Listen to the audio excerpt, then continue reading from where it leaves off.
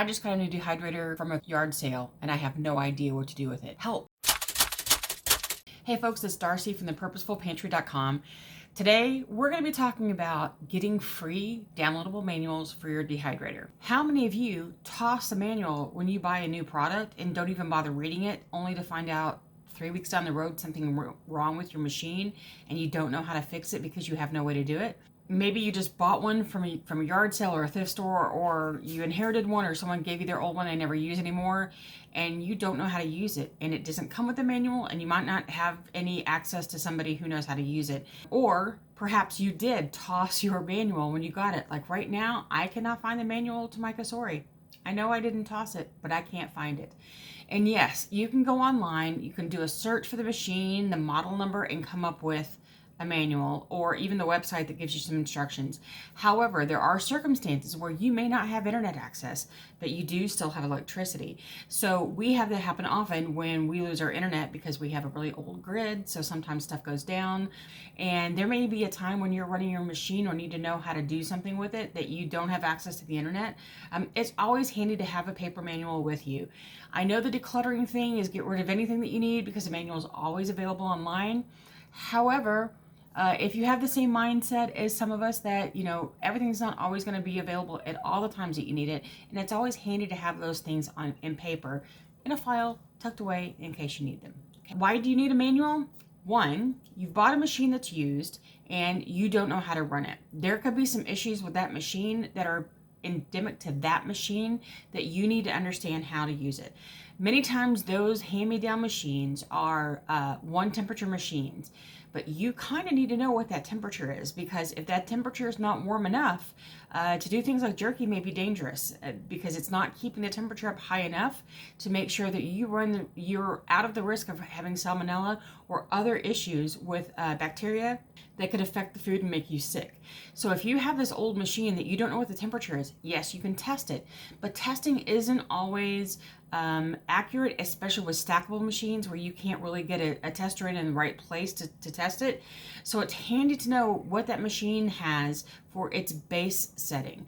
Yes, you should always double check that anyway, because if it's old, it may not be working at the right level.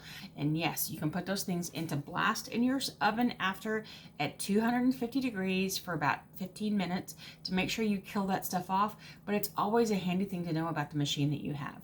Also, there are some specific requirements about how many trays that you can run on your stackable dehydrator that make it the most efficient or the least efficient, or that it doesn't recommend going above that amount because it's just not going to dry well enough.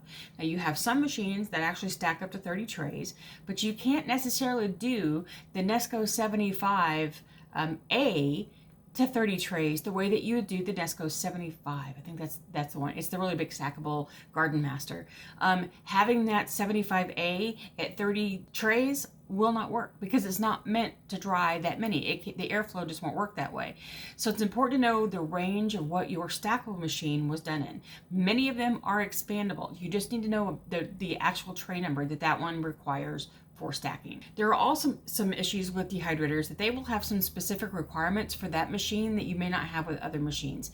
My Excalibur does not exclude drying things that have alcohol in them. However, I personally choose not to do anything in alcohol straight to the machine. I let it sit out, let it evaporate as much as possible before I put the product into my machine.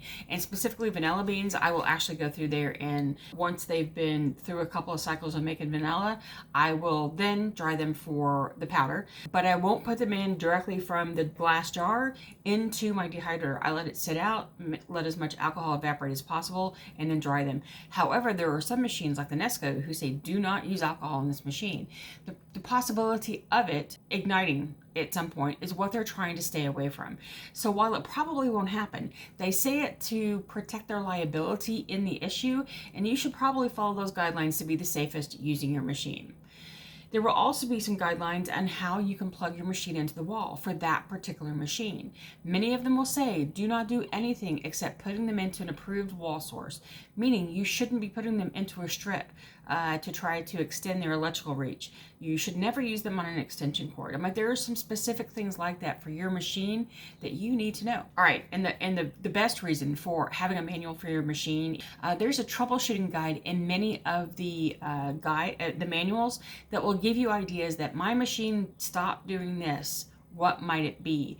Sometimes there's a simple fuse that's inside that can be replaced and your machine works again, or how to fix it or test it to see if it's this, or this problem. So that troubleshooting guide alone might be the best reason for you to have a manual on hand all the time. And and sometimes it's just nice to have it because they have recipes that have been developed for that machine that are tested in it that should work in yours because they did it at the, where they developed the recipes.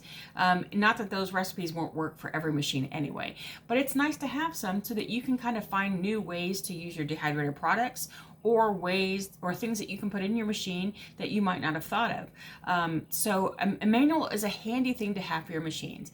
And the whole reason I'm saying this is because I have put on my website here, I'm developing a database where you can go and download a manual for pretty much any machine that I can find as I start building it out more, that will allow you to go and download the manual for your machine. Now, even if all you do is keep it on your computer, you do not have to print it out.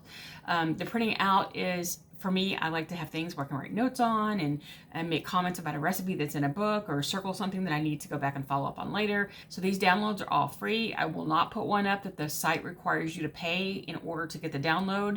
The site's here. The link will be in the description box below. So go grab the manual for your dehydrator.